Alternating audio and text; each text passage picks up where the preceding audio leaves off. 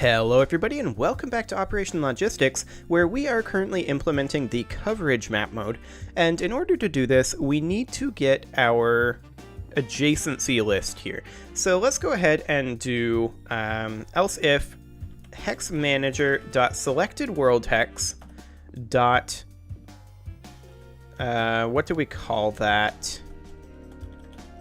Dot biomes. That's not what we're looking for.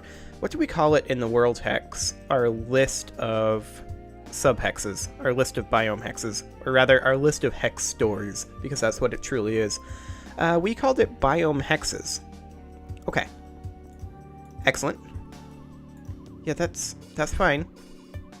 I just want to go back here. Okay. Dot biome hexes, which apparently doesn't work. Oh, we're in selected subhex. We need selected world hex. There we go. Dot biome hexes. And we want this to be hex manager dot selected subhex, which is a biome hex. Dot hex index. Dot, and then we want this to be building neighbors, or just buildings.neighbors. I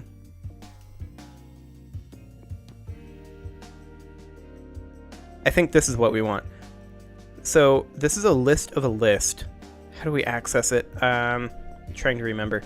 We could just go into the buildings, I suppose. The buildings accesses it the same way, right? So we can... let's see here. Let's hop into the building here. Let's see here. Blah, blah, blah, blah, blah. Get building neighbors location. So in the hex manager dot get building neighbors, let's go to the implementation of that and see how that accesses it. So hex store biome equals get hex store by index, blah, blah, blah. Return biome dot neighbors hex building hex. Okay, so our list is simply biome dot neighbors and then our building hex. So we can do neighbors I. Okay, so that gets us our list of neighbors. And then we can say dot contains.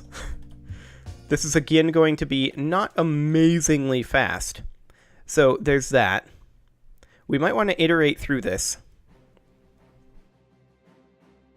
So instead of doing that, we could do something along the lines of else for int k equals 0, k is less than this dot count k plus plus.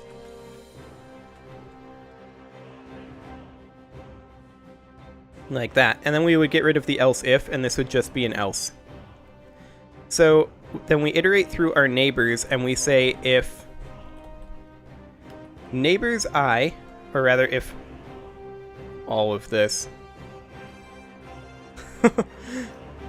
and in, yeah, it would be I, neighbors I, position K, and this is a list of what, buildings or int3s? This is a list of int3s.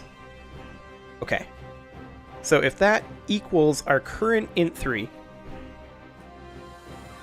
which we may want to have available up top. So we'll just call that position. And then up here, we will say int3 position equals this. Okay. Oh, of course. That will need to be within this for loop, right here. Okay. Why is this creating errors?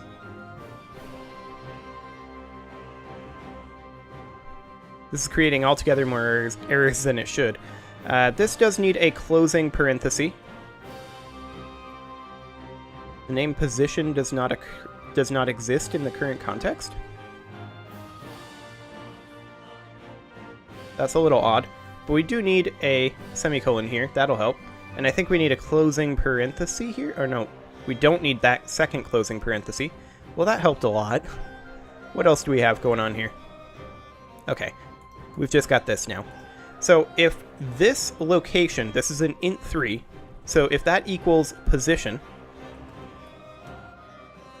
then we want to, at that point, color this slightly differently. Actually, no, we don't want to do anything.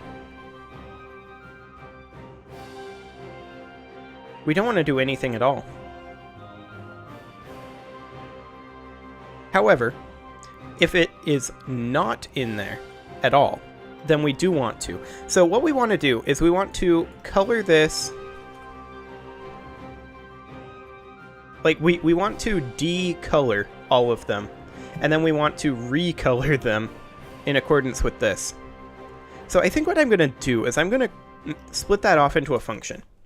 Public void, and this is going to be color bio, or I'll just call it color hex according, well, color hex, maybe. Color hex default. Okay, and then we're going to need what hex we're coloring. So this will need to be a hex store. Right? That takes a hex store, which is a little odd. No, it's a biome hex.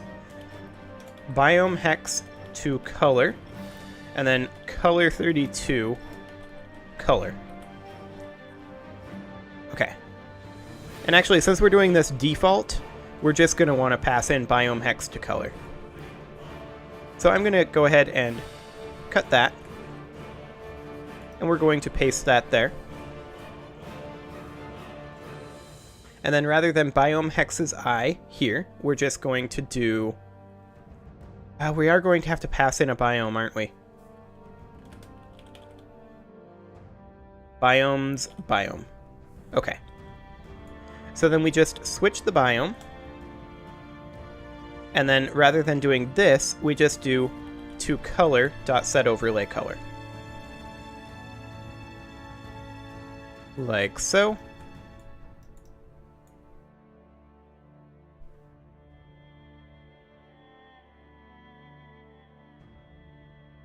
Okay, and of course, I messed that up. Okay, so there's that set. So, if we are in our default coloration, and maybe we should do like a float strength equals, we'll call this 1.0f by default. And then commercial color times strength. Can we just multiply it like that? We cannot. Okay, we may have to create another function here. We'll call it something along the lines of public color 32 multiply color, and we will pass in color 32 color and float multiply, because we're going to need to manually do this. So then we will do a very simple color.a. Are we going to change the A? I don't think we are. I think this is just going to be RGB. Color.r equals color.r times multiply. Color.g equals color.g. Oh, this is a byte? That's a little awkward. So we're going to want to, like, pass this to a byte. Like so. Wait, that actually works? Hang on a moment. I didn't think that would work. I thought that we would have to do, like, this.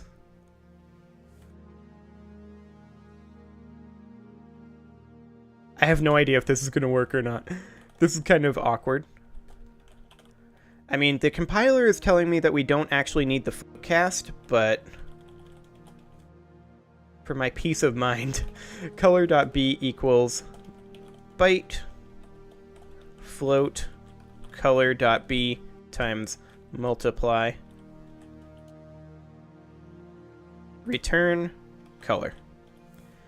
Okay, so one thing that we could do, I suppose, is we could do like float r equals color.r, and that implicitly casts.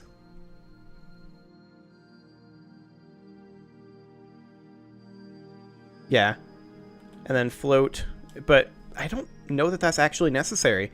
If this just works, then I'm cool with it. I don't know if, like, if we go over 1.0f, maybe we should do, like, multiply equals mathf.clamp 0, 1. So it clamps it between 0 and 1, and then we would clamp multiply between 0 and 1. Okay, so now it can't go beyond that. Excellent. So then we would want to do color multiply X manager and strength. Like that. Is that what we called it? No, we called it multiply color. Okay. So, yeah, we're going to leave this as is, because color hex default colors it according to its overlay color in the default color space, but we're going to be modifying the strength of that color. So, we'll just paste this in right here. And then paste this in right here. And there we go. So there's our color hex default setup. And then we can, at this point, if it contains the position, then we want to color the hex default. Color hex default, and we want to pass in subhexes I. And our biome, of course, would be subhexes I dot biome, because we just set that. Although realistically, maybe we... no, we'll leave it where it is. Okay, so color hex default, subhexes I dot biome. Okay. Excellent. And then down here, if it's within this neighbors list, we want to do exactly the same thing. However, if it was not within the neighbors list, so bool within equals false, and then we'll do within equals true. There isn't really a good way to break out of this and then break again, unfortunately. So we're going to have to do it this way. If within, or rather, if not within, then all we need to do is color hex default. And we're going to do subhexes I. Subhexes I dot biome, and then we're going to go with 0.25f to start with. So that should make it much darker in areas where we don't have coverage. And then assuming that all works, that should be it. Now, we are going to have to remember to update the coverage map mode. So there is that.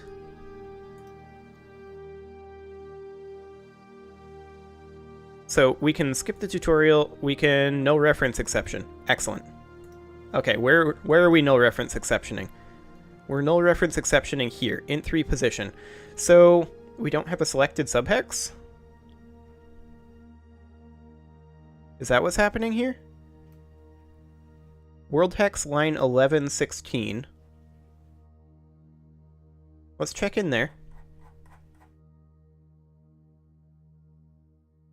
This is very slow. Line 1116. Right here. Subhex manager.populate biomes, biome hexes manager.business.current map mode. So we set the selected world hex.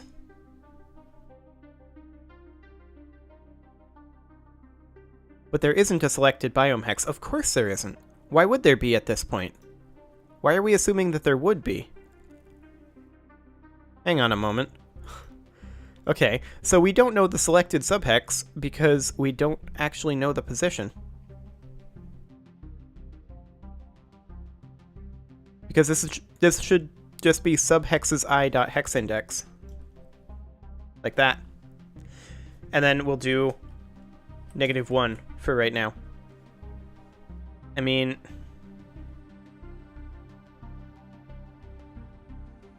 this is kind of for world hexes, right?